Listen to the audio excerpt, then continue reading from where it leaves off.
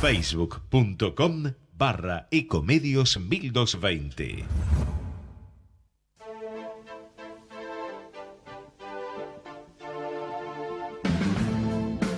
Al derecho y al revés. Las dos caras de la realidad. El yin y el yang de los temas actuales.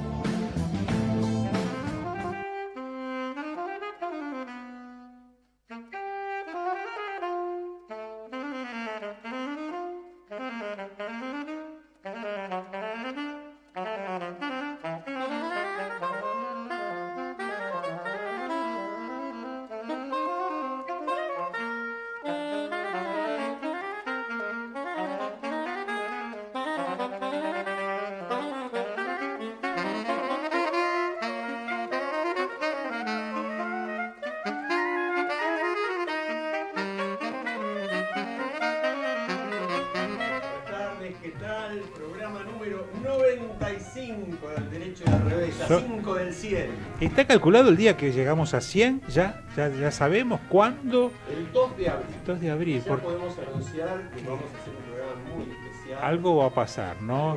Por lo pronto me parece que muchas ONGs nos van a homenajear a nosotros, empezando por las más importantes. Sí, como Poder Ciudadano. Como Poder Ciudadano, por ejemplo. No, es una broma, pero sí. No, es vamos un a chiste. tirar la casa por la ventana y estamos en un 9º piso. Sí, vamos a tirar. va a caer de arriba, bien altito. Y la casa y algo más. Pero bueno, sí, Pero, señor. perdón, antes que nada tenemos una persona muy especial en la mesa. Nuestro productor, Sí, Federico señor. Poretti, Federico. incorporado de lleno. Federico, todavía le queda. Trabajando un poquito acá. Grande y habla. Lo y todo. desalojaron. Y Federico, Vamos, y Fede. Federico está bronceadito, todavía Todavía le le quedó dura, parte todavía del le bronceado de las dura. vacaciones. Y a nuestra derecha, o a mi derecha, por lo Sí, menos. ¿Quién? El Gerardo que maneja los botoncitos. Subirana, el hombre que tiene todos los resortes. Gerardo, te hacemos la reverencia como siempre. Tal cual, Grande. tal cual. Bueno, y nos acompaña hoy también como una especie de diría, un coequiper, uno más de Sí, nosotros. sí, columnista uno más. invitado. Ya pasó así. Permanente. Dejó de ser un entrevistado, es un entrevistador. Guido Gasoli qué lindo. es un editorialista. Tal cual. Guido está habilitado para decir absolutamente, y miren lo que voy a decir, cualquier cosa. Sí, pero y si le tené parece- cuidado porque va fangulo. Si quiere usar el italiano, que use el italiano. Si Sí, quiere dale, usar el así español, hacemos un curso de Dante Alighieri en vivo, en directo. Pero ¿por qué no? Y ¿Por qué gratis, no? ¿eh? ¿Por qué no? ¿Por qué no? Bueno, y tenemos realmente un placer de contar en la Claro, Dale, el así español, hacemos un curso Pablo de Dante Secchi, Alighieri en vivo, en director ejecutivo de Poder Ciudadano, una ONG sumamente prestigiosa, de larga trayectoria en Argentina. Y hace unos cuantos años, Pablo, que sos director de Poder Ciudadano. Hace unos 6 años más o menos, sí. Sí. Bastante. ¿Ahí arrancaste como director o Ya deberían echarme, ¿no? Ya venías de Ya. antes. No, estoy desde el año 2003 en Poder Ciudadano, estuve con un descanso en el medio, pero sí, bastantes años ya, hace como 15 años. Aparte representaste esa Poder en algunos eventos en el exterior, o sea, has tenido una tarea bastante importante y un desarrollo bastante importante, o sea que viviste años complicados. Complicados me refiero en lo que tiene que ver con una parte de lo que Poder Ciudadano hace, pero a eso te quería consultar. ¿Qué es más o menos aproximadamente, o si querés exactamente, qué hace Poder? Ya debería saberlo, después de tantos años yo ya... Yo lo sé, No, pero no, vos y yo nuestros debería oyentes- saberlo. vos. No, nosotros somos una organización de la sociedad civil que trabaja en temas de transparencia, acceso a la información y lucha contra la corrupción. Básicamente nos dedicamos a eso ya este año cumplimos 30 años. Por ejemplo, ¿controlan los dineros públicos hacia dónde va o hacia dónde deberían ir, si llegan a destino, si se desvían, ese tipo de cosas? Sí, no trabajamos específicamente temas presupuestarios o en un estilo de seguimiento. Somos más lo que se denomina un watchdog, ¿sí? A ver qué están haciendo los gobiernos. Los gobiernos, hablo gobierno, poder legislativo, poder judicial. Intentar ver las reglas de juego, que las reglas de juego se cumplan siempre para todos los gobiernos. ¿sí? Hay que decir, yo insisto en que hay que decir siempre lo mismo y actuar en consecuencia. Y después trabajamos una gran cantidad de temas que van desde el acceso a la información, el financiamiento de las campañas políticas, cómo se usan los recursos públicos por parte del Estado, si se utilizan con fines partidarios, si se utilizan con fines sociales, etcétera. ¿Cuál es el tema fuerte hoy de Poder? Hoy el tema fuerte yo te diría que es el financiamiento político, que nos parece que es el tema que hay que poner arriba de la mesa, en la agenda, que siempre apareció en algún momento en la época, recordarán, del triple crimen de General Rodríguez, después desapareció, volvió a aparecer con los aportes truchos, después desapareció. Pablo, y digámosle a la gente, ¿en qué afecta, en qué incide una distorsión en las formas de financiarse por parte de los políticos? Bueno, yo creo que es la entrada a la corrupción, el financiamiento político. Primer paso. Cuando un privado, sea ciudadano, empresario, etcétera, cuando se le va a pedir dinero, cuando esa persona, esa empresa quiere poner dinero y no lo declara y está en negro o subdeclara las donaciones y el partido no cuenta en qué la gasta, estamos empezando a ver la maquinaria de la corrupción funcionando. Y esto tiene que ver con consecuencias en la obra pública, porque muchas veces el que pone dinero quiere que se lo devuelvan de alguna forma y, por supuesto, con intereses. Y tiene que ver con un montón de las causas de corrupción que nosotros vemos en la Argentina dando vueltas. Muchas tienen que ver cuando se dice ¿para qué roba un político?, ¿no? Entonces la discusión muchas veces es ¿roba para comprarse una casa en un country y un buen auto? ¿O también roba para poder seguir manteniéndose en el cargo? Entonces es dinero de la corrupción que va para mantenerse en el poder y seguir teniendo poder. Ahora, esa es una de las fuentes más preocupantes. O sea, el robo de los dineros públicos para luego intentar hacer política, por lo menos en parte. Ahora hay otra cuestión que está cada vez teniendo más peso en la Argentina, en el mundo, pero en la Argentina en particular, que es los aportes o presuntos aportes que puedan llegar a ser los, digamos, narcotraficantes, las organizaciones criminales con otro tipo de actividades diferentes. Esto está medido, está calculado, existe, podrá existir, ¿tiene incidencia en la Argentina? Mira, vos sabés que mucho mejor que yo, que la corrupción puede dejar huellas, pero no emite una factura, un ticket, ¿no? Entonces a veces sí. Ahora ahí te interrumpo. Los cuadernos de Centeno demuestran que hasta el efectivo se puede rastrear. Sí, entonces es difícil saber cuánto ha ingresado el narcotráfico en el financiamiento de las campañas. La verdad que todavía no hay fuertes sospechas que lo haya hecho a nivel nacional. Sí hubo algunos intendentes acusados y por lo que se complejiza todo siempre en la Argentina, que tenemos que hablar que somos un país federal. Entonces cuando hablamos de sistemas electorales, por ejemplo, que el sistema de financiamiento es uno de sus componentes, tenemos 25 nosotros, son los 24 distritos más la nación, y a esto hay que sumarle todas las intendencias, con lo cual es difícil decir no ingresó el narcotráfico. A nivel nacional todavía no hubo fuertes sospechas. Sí recordarán aquella campaña del 2007 que les marcaba antes del triple crimen de General Rodríguez, en las cuales, bueno, ahí hubo algún vínculo relativamente importante, pero todavía no podemos decir que tenemos los problemas que tienen otros países en este sentido, lo cual es una buena noticia para no dejarlo entrar. Muy bien. Ahora, yo te iba a profundizar, estamos esperando en realidad una comunicación también, así que por ahí interrumpimos y seguimos, es un tema que hay que prolongarlo.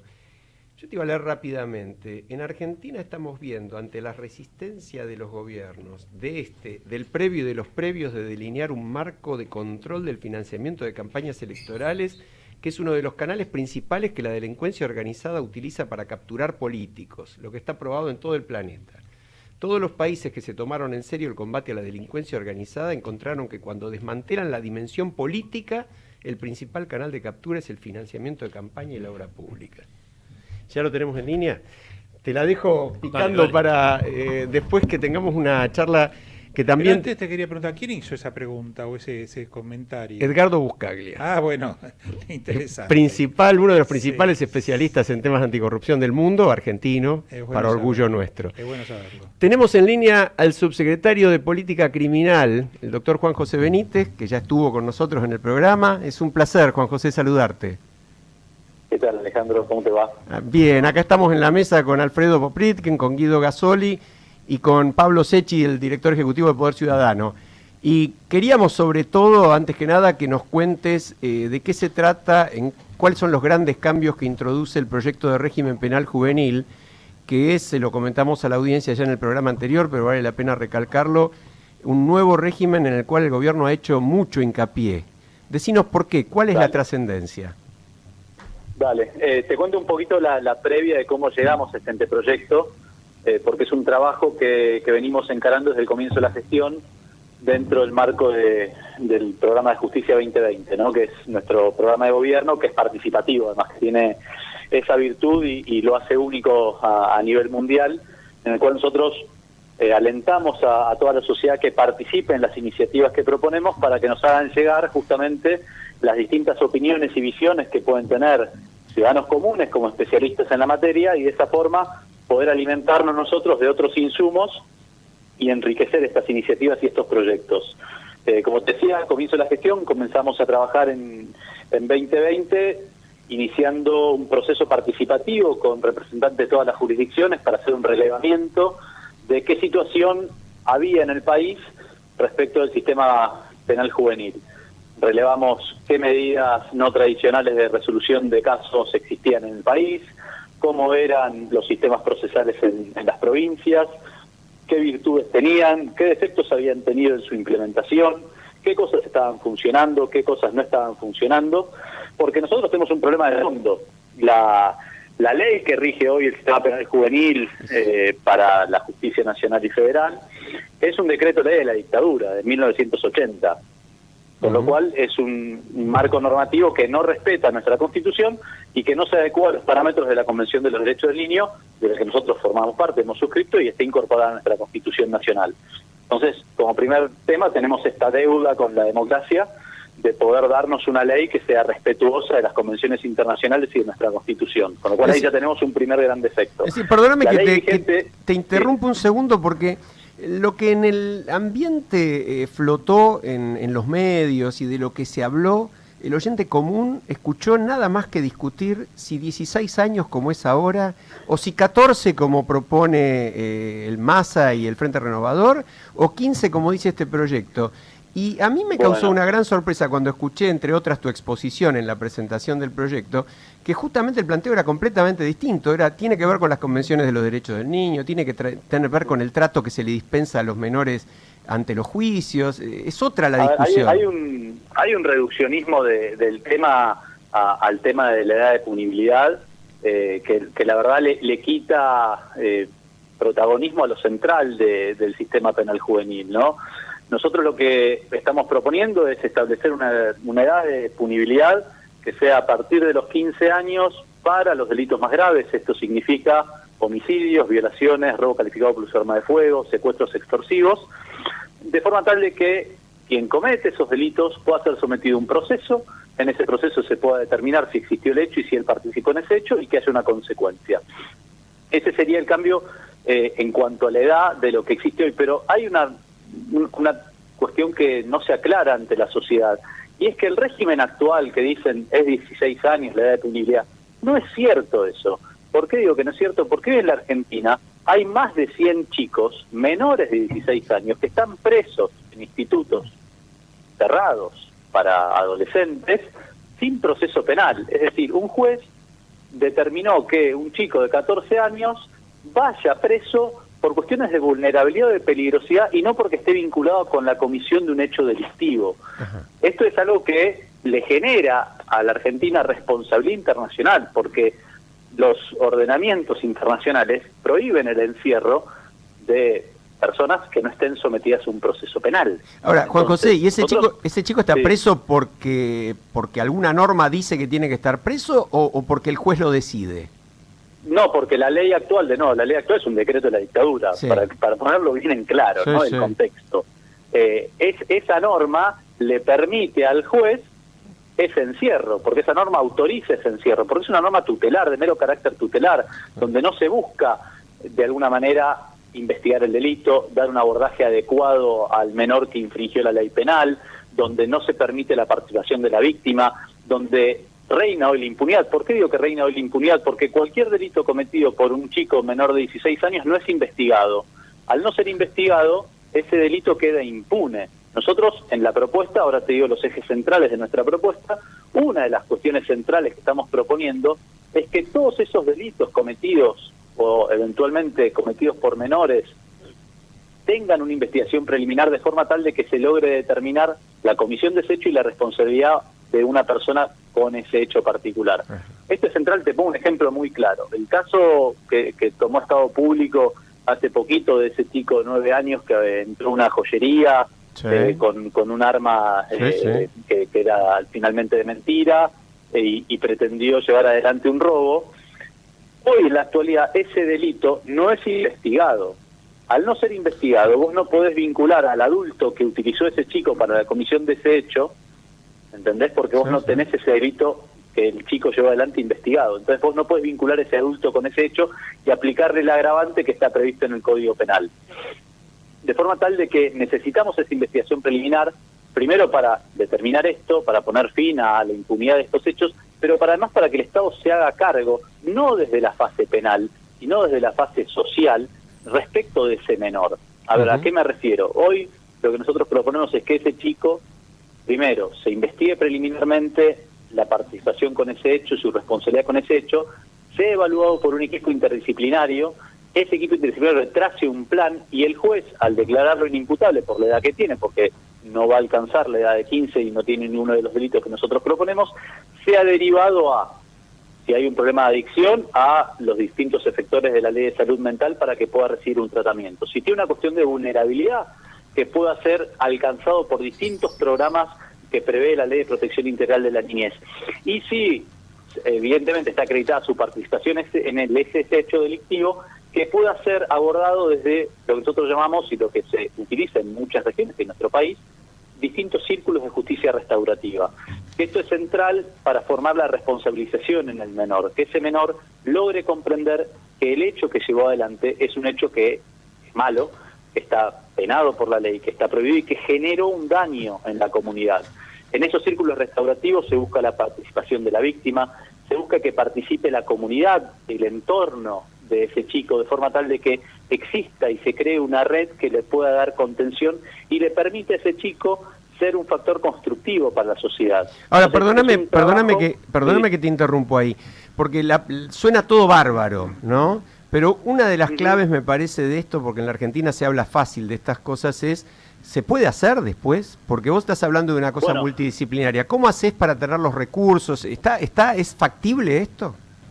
Mira, no solo es factible, sino que nosotros hicimos algo novedoso para lo que son los proyectos de ley. Hicimos un cálculo de impacto presupuestario y además un cálculo de impacto de cantidad de casos. En este análisis participó el Ministerio de Hacienda, participó la CENAF, el Ministerio de Seguridad y participamos nosotros. Hoy, dentro del sistema penal juvenil a nivel país, tenés 6.500 chicos sometidos a distintos a distintos procedimientos dentro del sistema penal a nivel país. 6.500 estás hablando, no estás hablando de un universo imposible de abarcar y de dar seguimiento. ¿Qué hicimos después? Relevamos cuántos profesionales que podrían llegar a integrar los equipos interdisciplinarios cuya conformación estamos proponiendo existen hoy. Para que te des una idea, los sistemas de justicia tienen, en temas de minoría, tienen 700 profesionales que podrían integrar los equipos interdisciplinarios.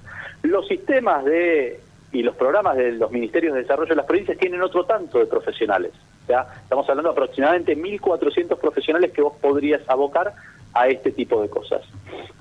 Tenés la materia humana para hacerlo, lo que tenemos que lograr es que direccionen su acción en esto que estamos proponiendo. Y para nosotros, para poder lograrlo, estamos proponiendo una comisión de implementación y una implementación gradual a nivel país. Nosotros lo que entendemos es que estamos hablando de cambios culturales, estamos hablando de cambios de hábito, estamos hablando de cambios en los sistemas y por ende necesitamos darle tiempo a las jurisdicciones para que se adapten a estos cambios, tiempo a los operadores para capacitarlos, para que se adecúen sus hábitos, sus conductas, sus comportamientos a estos nuevos paradigmas. Juan José, estamos dando 7... Sí. Disculpame, soy Alfredo Paprikin, te interrumpo porque creo que está también dentro de tu ámbito y te cambio un poco el foco de la consulta. Todo lo referido, puede ser esto, decime si es verdad o no, el tema vinculado con la reforma del Código Penal. El Código Procesal. La reforma del Código Procesal también. Y bajo tu ámbito lo que es el mecanismo, el sistema que actualmente funciona, que se llama algo así como de protección de testigos, ¿puede ser? ¿Estoy en lo cierto? Sí, Alfredo, ¿cómo te va? Un gusto. Sí, efectivamente, dentro del ámbito de mi competencia está justamente la reforma que se logró al Código Procesal Penal Federal, la implementación que estamos impulsando de ese código también a nivel país, con plazos de implementación progresivos y que se vaya haciendo por regiones. Bueno, te hago una y consulta a propósito sí. de eso, te hago una consulta. Yo tengo algo bastante puntual que tiene que ver con algo que está pasando en estos días referido a lo que son las investigaciones periciales en los casos penales. Hoy por hoy, con el sistema actual, por lo menos el Código Procesal, digamos, federal, el que es de aplicación en la capital federal y en la justicia federal de todo el país, tenemos que toda la prueba pericial se hace a través de, en principio, si existen, a través de cuerpos periciales. Cuerpo médico forense, cuerpo de peritos contadores, calígrafos, tasadores, etcétera. El nuevo Código de Procedimientos habla de peritos de confianza, prácticamente no cita, no incorpora o no tiene en cuenta la figura del perito oficial, es decir, estos cuerpos periciales, no sé, cuando se apliquen a nivel federal, no sé si desaparecerían, no se utilizarían, es decir, la parte aportaría la prueba pericial a través de sus peritos de confianza, pareciera que esa es la idea.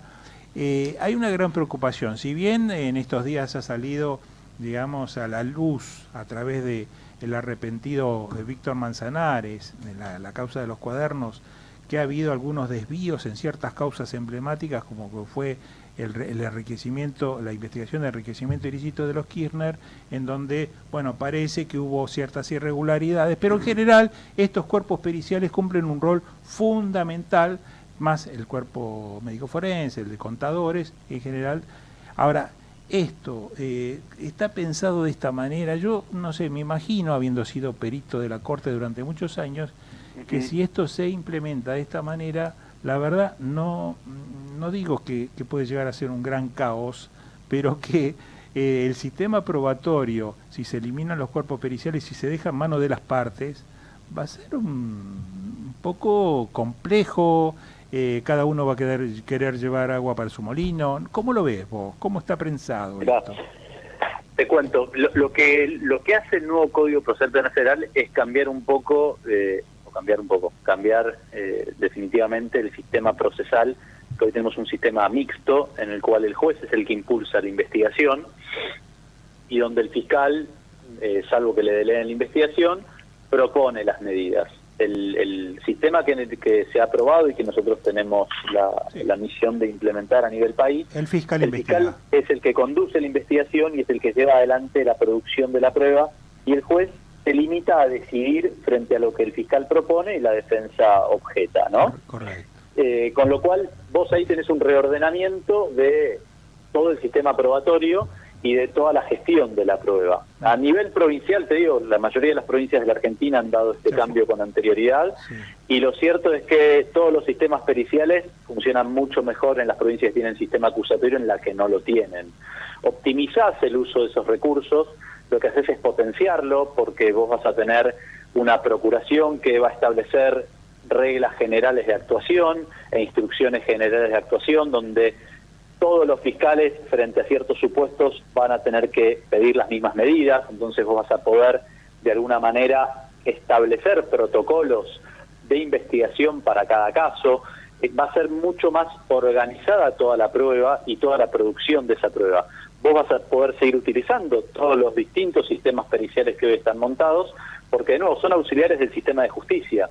Y si quien requiere la investigación es el fiscal y va a requerir cierta producción de prueba, va a seguir utilizando y encomendando esas medidas de prueba a los distintos sistemas periciales. O sea, para vos va a seguir funcionando de la misma manera, y ¿qué rol tendría? Obviamente. Sí.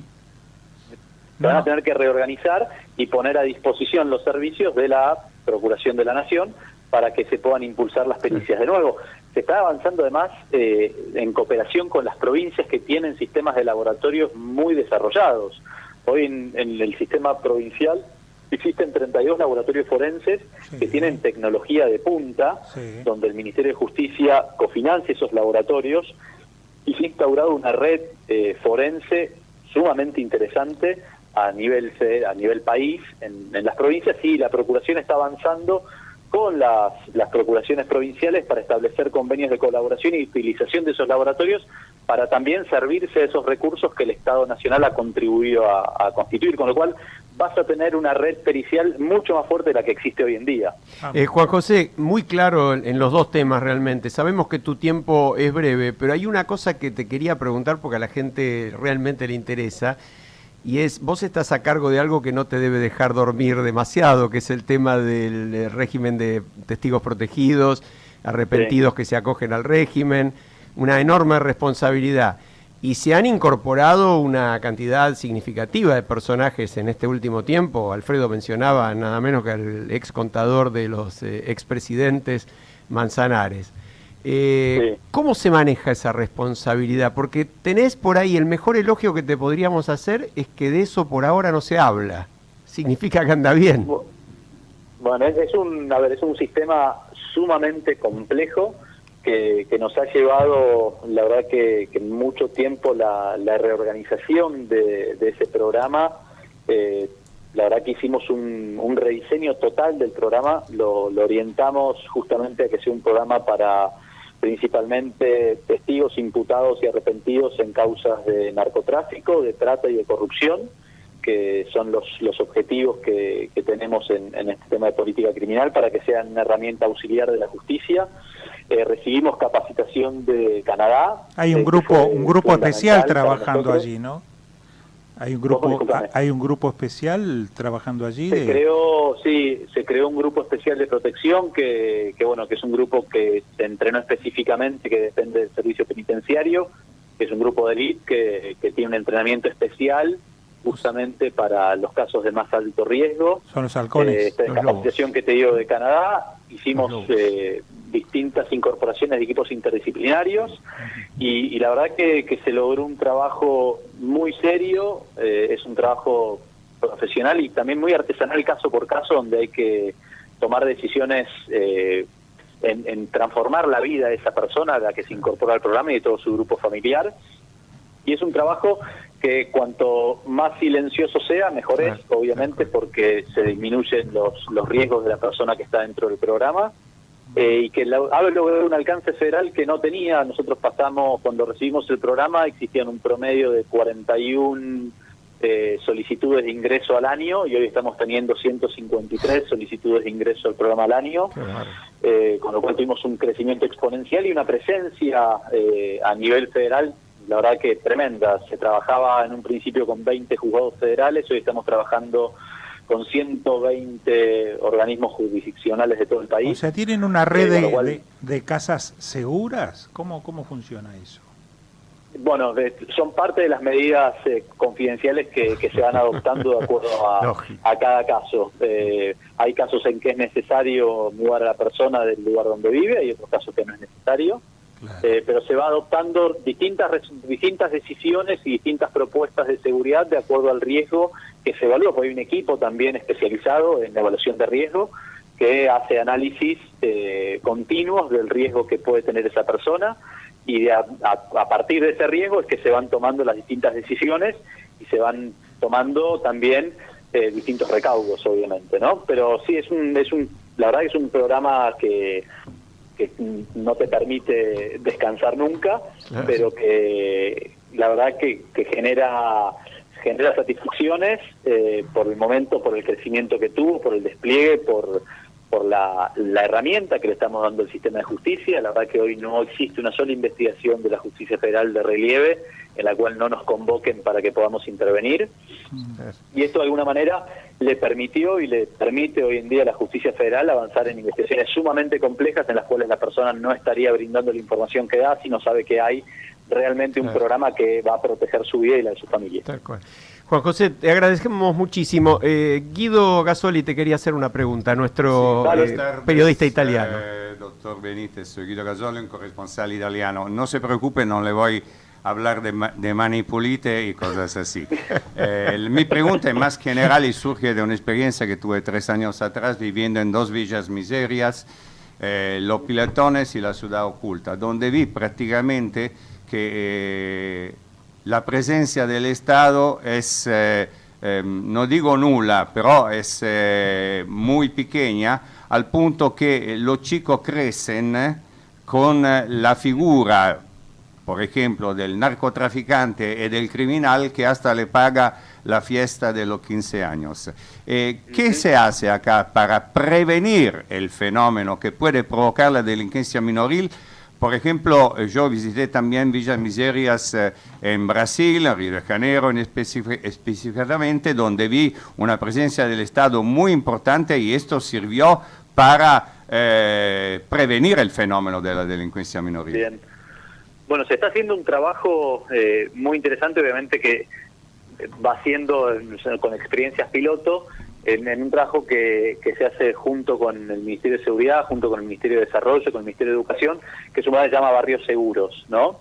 Este plan piloto está funcionando en la Villa 1114, en la Villa 31, en la Villa Carlos Gardel, en Alto Verde, en la provincia de Santa Fe, y es un programa de intervención estatal donde lo que se busca en primer lugar es pacificar ese lugar, en segundo lugar llevar todos los servicios del Estado para que la gente pueda acceder a esos servicios.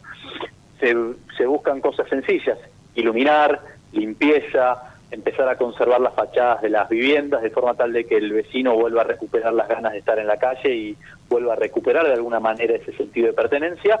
Se establece una fuerte presencia policial y se trabaja también con el sistema de justicia de forma tal de que existan fiscales y jueces que orienten toda su accionar a los sucesos delictivos que tienen ocurrencia en esos barrios, de forma tal de que existan funcionarios judiciales que conozcan toda la problemática y esa problemática no esté fraccionada en distintos juzgados. De esa manera, de nuevo, una acción interministerial, son 5 ministerios trabajando en conjunto para lograr devolver esa población y integrar esa población a toda a toda la comunidad.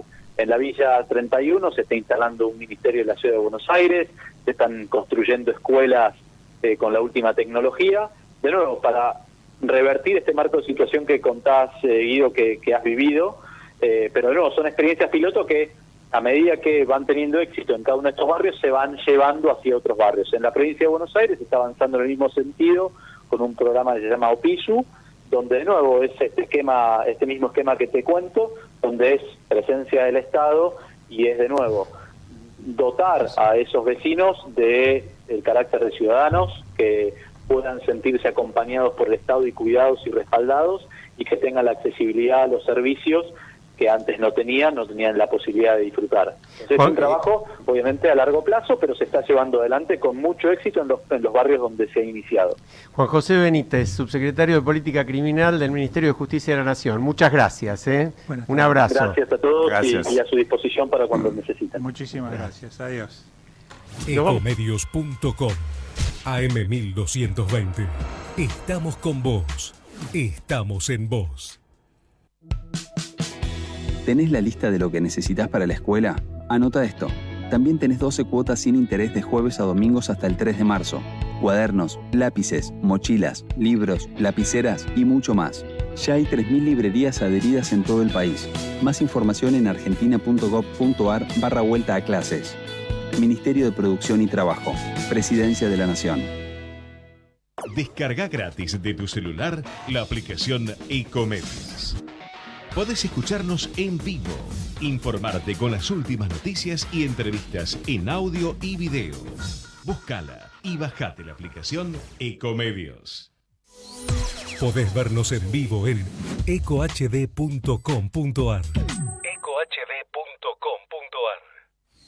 Conectate con nosotros. Contestador 5 254 2353. Por fin, Deco Propuestas Decorativas, empresa familiar dedicada a la decoración integral. Cortinas tradicionales, rollers, romanas, orientales, verticales, venecianas, entelados, tapicería en general, toldos. Visite nuestro showroom en Honduras 4613, cuarto piso, oficina 402, Ciudad de Buenos Aires. Contacto al 15 44 78 60 87. Atención personalizada. También nos puede encontrar en www.porfindecoraciones.com.ar.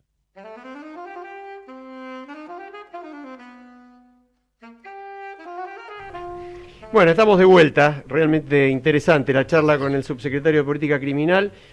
Pablo, te dejamos con un tema que vos habías empezado, el tema del financiamiento de la política, y yo te leí ese párrafo de Buscaglia, uno de los grandes expertos en corrupción en el mundo, asesor de varios gobiernos, y justamente esta frase: todos los países que se tomaron en serio el combate a la delincuencia organizada encontraron que cuando desmantelan la dimensión política, el principal canal de captura es el financiamiento y la obra pública. Sí, no hay dudas que mediante el financiamiento político se entra justamente a influir en la clase política, y eso tiene que ver con un montón de cosas que nosotros podemos analizar, que van, como hablábamos antes, desde el narcotráfico, como hablábamos de la obra pública, un poco lo que Alconada dice las cloacas de la corrupción, ¿sí? Las cloacas del poder, llama él a estos espacios, que una de las entradas es el financiamiento político. Entonces, si no controlamos lo que se puede controlar, porque ningún país del mundo logra controlar el 100% de cómo se financia una campaña, pero hay que ir encerrando, ¿sí? Dando como siempre decimos, incentivos y castigos. Si vos no tenés incentivos, si no tenés castigos a aquellos que hacen las cosas mal y incentivos a aquellos que hacen las cosas bien, seguramente vas a tener muchas complicaciones, y todas las causas de corrupción que surgieron en la Argentina tienen que ver en gran parte con el financiamiento político. ¿Y ustedes qué proponen? Porque eso es interesante. Ahora está la discusión planteada. ¿Qué están proponiendo? Bueno, hay algunas medidas que a ver, depende en qué país te parás, hacen una cosa o hacen otra. Nosotros, por la experiencia que tenemos en Argentina tiene una ley de financiamiento político que tiene cierta robustez. No podemos decir que estamos tan mal, pero sí que hay cosas para mejorar. En el año 2009 se hizo una reforma que tuvo algunas cosas positivas y una cosa bastante negativa, que fue prohibir que las empresas financien la política en Argentina. Y alguien te puede venir a decir, bueno, a mí me parece que está bueno eso, ¿sí? Que no puedan financiar porque no se tienen que meter en la vida política, etcétera, etcétera, y vas a encontrar las dos bibliotecas que te digan una cosa u otra. Lo que nosotros decimos es que dejamos de tener muchísima información cuando se tomó esa decisión, ¿sí? Cuando dejaron de permitir las donaciones de las empresas, pasó lo siguiente: las empresas siguieron donando, pero ahora no tenemos información sobre ninguna de ellas. Y lo que se empezó a usar fue básicamente la excusa de que había ciudadanos que financiaban las campañas políticas, lo cual estamos 100% seguros de que eso es totalmente mentira. A ningún ciudadano de a pie le interesa financiar la política en Argentina. Algunos sí, cercanos al partido, los propios candidatos, etcétera, pero lo que se usan son nombres de personas para blanquear el dinero que siguen poniendo las empresas. Y los vimos recorrer tribunales el año pasado, un poco porque les convenía decir que el dinero era para las campañas, porque la ley de financiamiento, que es otra de las cosas que hay que reformar, no tiene sanciones tan duras, claro, como un soborno, por ejemplo. Sí. Pero no hay ninguna duda que el dinero también fue a las campañas en la Argentina. Si no, hay que ver la magnitud de las campañas. Posiblemente este año, después de toda esta repercusión, vamos a tener campañas un poquitito más austeras, pero se necesita muchísimo dinero para hacer política. Entonces, no hablemos mal del dinero porque es necesario para la política, indudablemente, pero veamos cómo generamos transparencia, que es lo que buscamos. Entonces, si las empresas están poniendo el dinero y son las que financian las campañas en el mundo, permitámosla que lo hagan en blanco. Que lo digan. Y permitámosla controlar principalmente a esas campañas. Y el segundo punto en materia de financiamiento político tiene que ver con la bancarización, ¿sí? Hoy yo junto dinero de esta mesa, somos aquí 5 personas. Estás complicado, ¿eh? ¿Estoy complicado? Para juntar dinero en esta poco dinero, 50 centavos cada uno. Bueno. Y voy al banco y lo deposito. Y después voy a la justicia y le digo quiénes fueron los que me dieron ese dinero. Que puede ser que yo diga que me lo dieron ustedes 5, o puede decir que me los dieron otras 5 personas totalmente diferentes. Lo que buscamos es una bancarización directa que pueda ser trazable. Entonces, si Alfredo quiere poner 50 centavos, que lo tenga que hacer con una tarjeta de crédito, que lo tenga que hacer con una transferencia bancaria, con lo cual, indudablemente, fue ahí Alfredo el que hizo la donación. Y el tercer punto, quizás el más relevante, tiene que ver con la utilización de recursos públicos en época electoral, ¿sí? Esto que tiene que ver con la distribución de pauta publicitaria, cómo sube la pauta publicitaria en años electorales, bueno, regularla, que se pueda hasta cierto punto distribuir, hasta cierto punto no. la utilización de aviones, de bienes muebles, inmuebles para viajar a las provincias. Pero todo eso no se regula. Y que genera, no se controla. y lo que genera regular eso es equidad en la competencia. El que está en la oposición, sea quien sea, y el que está en el oficialismo, sea quien sea, porque cuando hablamos de oficialismo y cuando hablamos de elecciones estamos hablando del gobierno nacional y de todas las provincias, con lo cual estamos hablando de todos los colores políticos. Es más, hubo candidatos a presidente que se financiaron con una ciudad directamente, por haber sido intendente de una ciudad.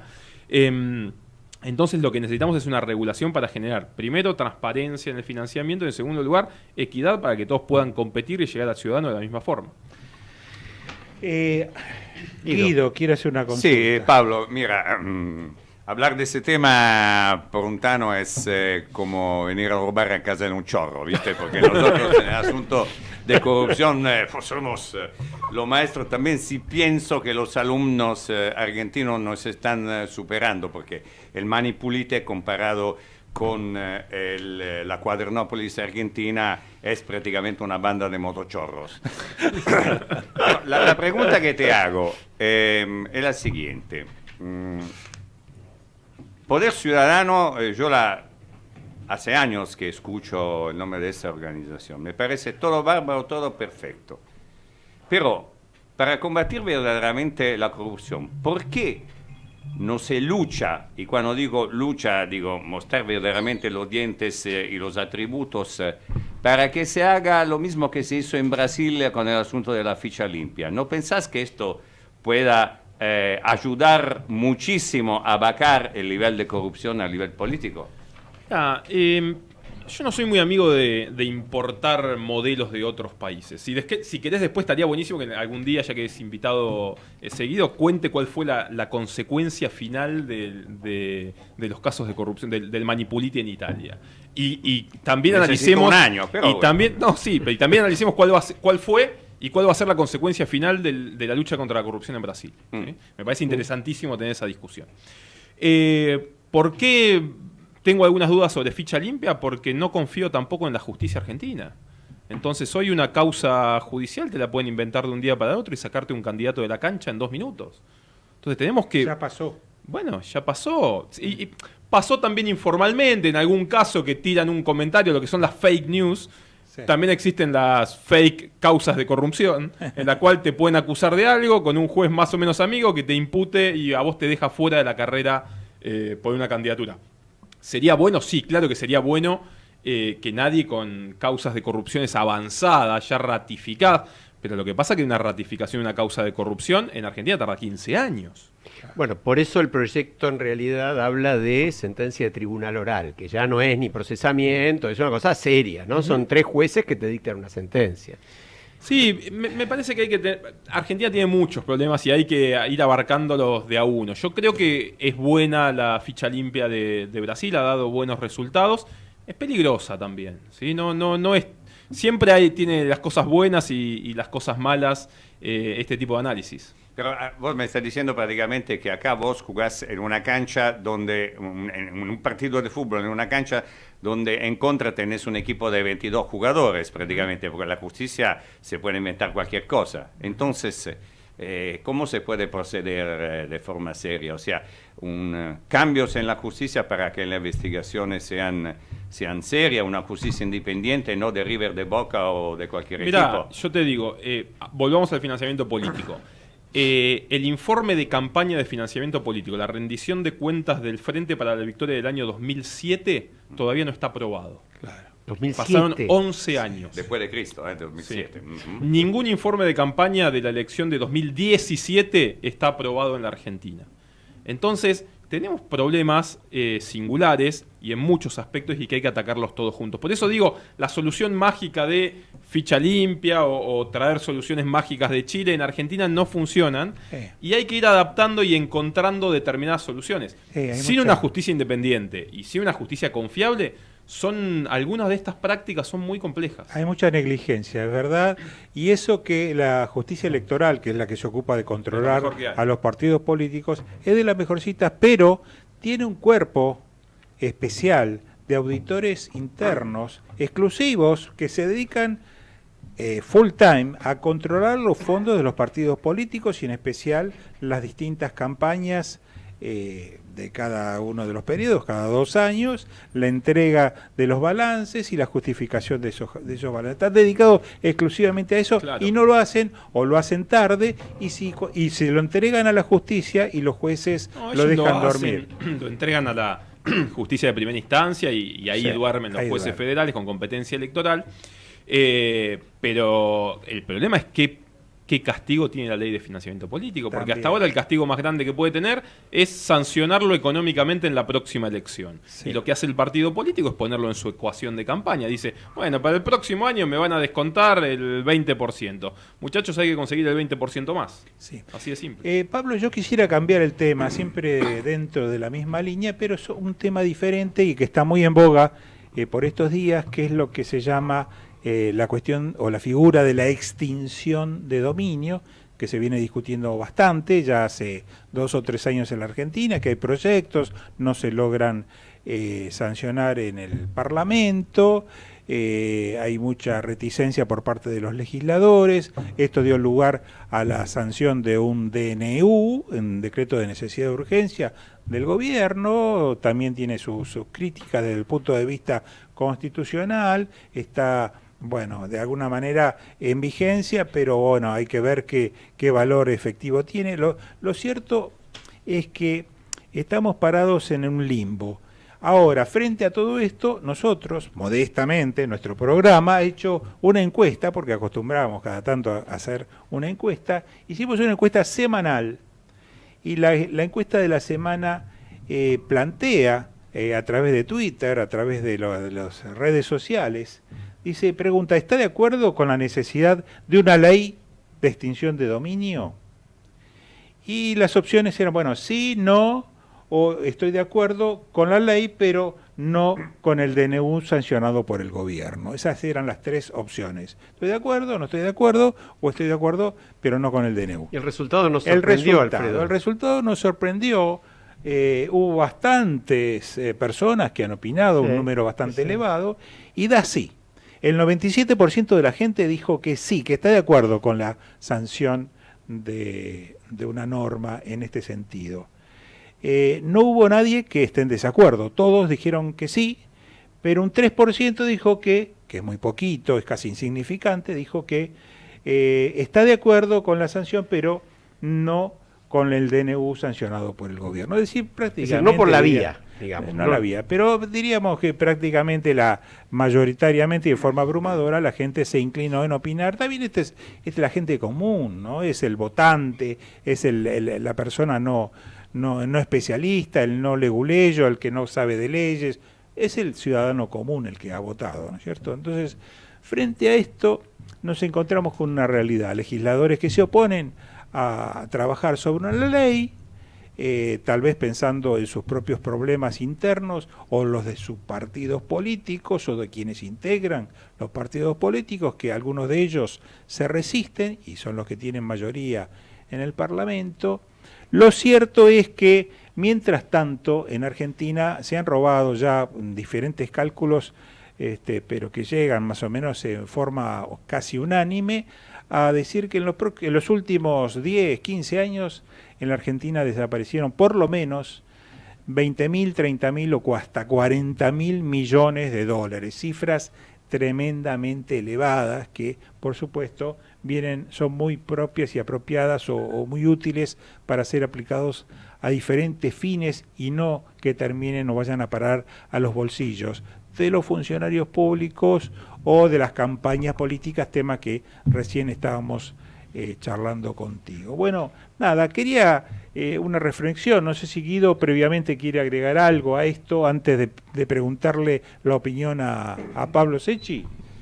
Yo creo que la ley de extinción del dominio sea algo absolutamente fundamental y tiene que ser hecha ya. Yo amo muchísimo este país. Okay. Lo elegí a mi lugar en el mundo, aunque para muchos parece extraño. Okay. Porque eso. Un tano que venga a elegir, bueno.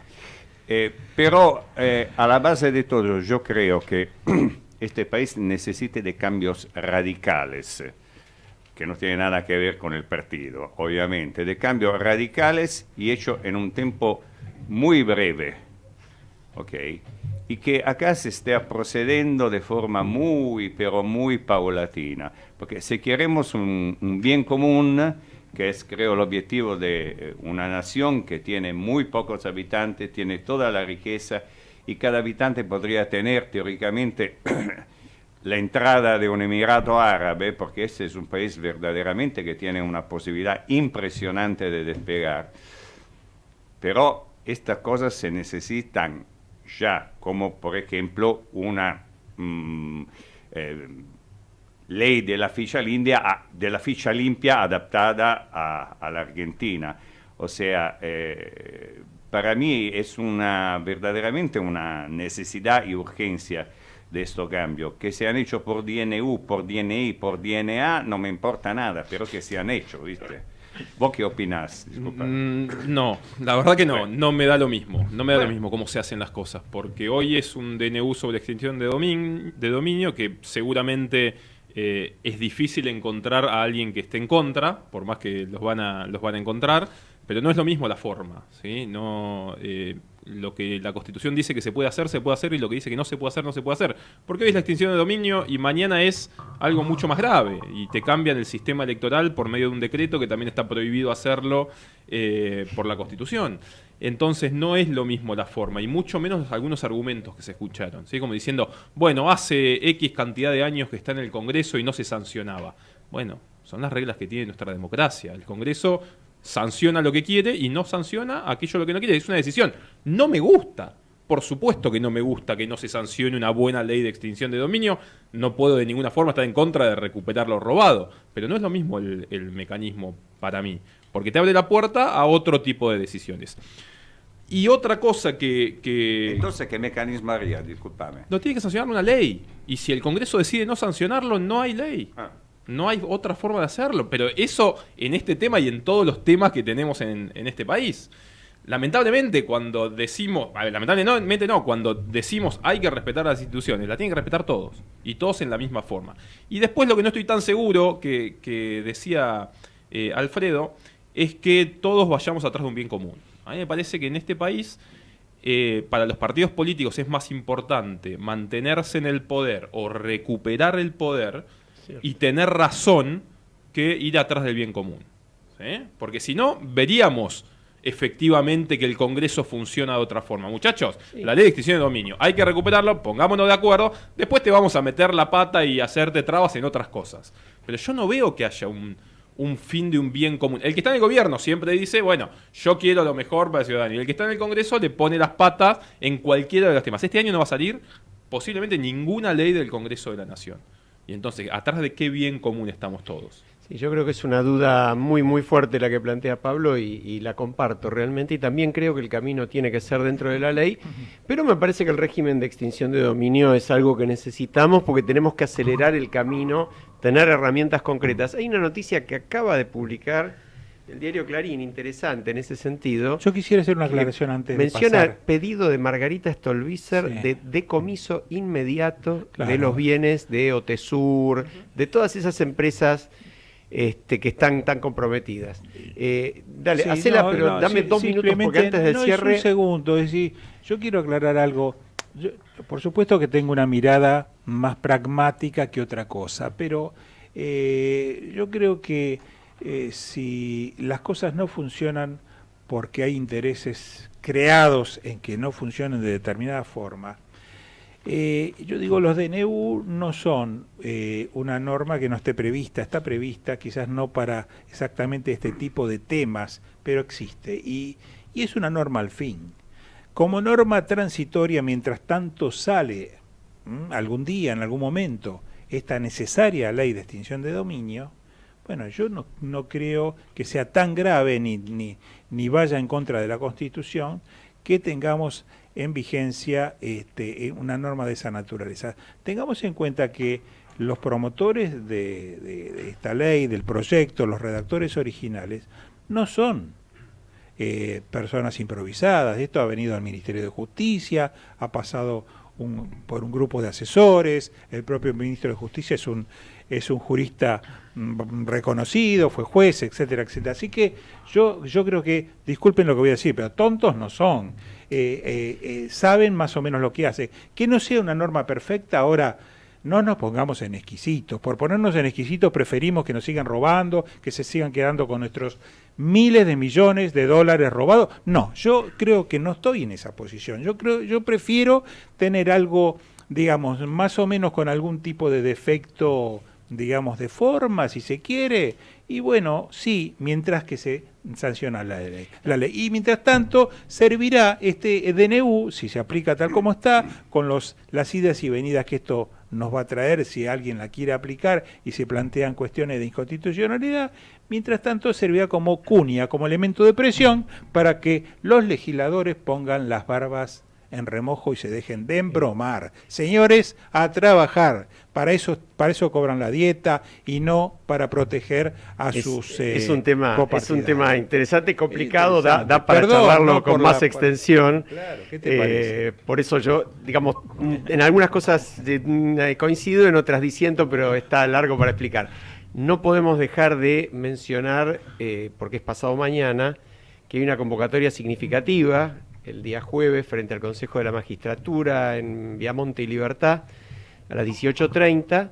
Un grupo muy, muy amplio de ciudadanos de distintos orígenes ha convocado a reclamar el juicio, la investigación y eventualmente, cuando corresponde, la destitución de jueces con gravísimas acusaciones de corrupción. Juez.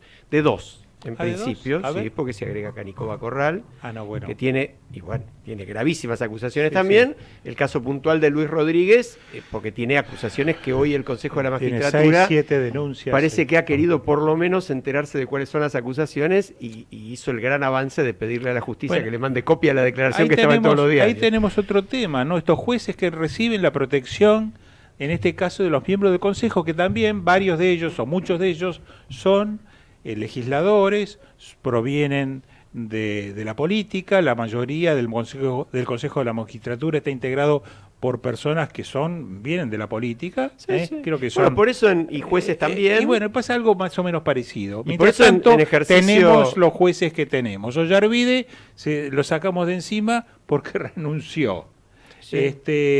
Al que sí se pudo de alguna manera sacar del juego, pero que no ha devuelto un solo peso, por ahora por lo menos, es Freiler, ¿no es cierto? Sí. Ese sí. Bueno, por eso en ejercicio del derecho a peticionar, hay ciudadanía que se va a presentar el 28 de febrero ante el Consejo de la Magistratura. Es un tema serio el del Consejo, es un tema excesivamente politizado, con una visión que tiene poco que ver con los fines de la justicia, y por eso creemos que es una concentración importante, a la cual personalmente anticipo que voy a participar. Pablo, ¿querés agregar algo más que nos haya quedado en el tintero? Fede se está muriendo por echarnos de la No, me parece que ya no queda tiempo, pero bueno, yo lo que siempre digo, respetar las reglas de juego, me parece esencial para todos los gobiernos. Tal cual, y todos los gobiernos. Ese planteo de Pablo a mí me parece que hay que rescatarlo, ¿no? Bueno. Sea quien sea el gobierno. Nos vamos a ir hasta la semana que viene. Sí, señor. Damos paso a Voces y Memorias con Hernán Dobri y todavía te regalamos 20 segundos. Hasta el martes y nos veremos entonces. Hasta luego todos.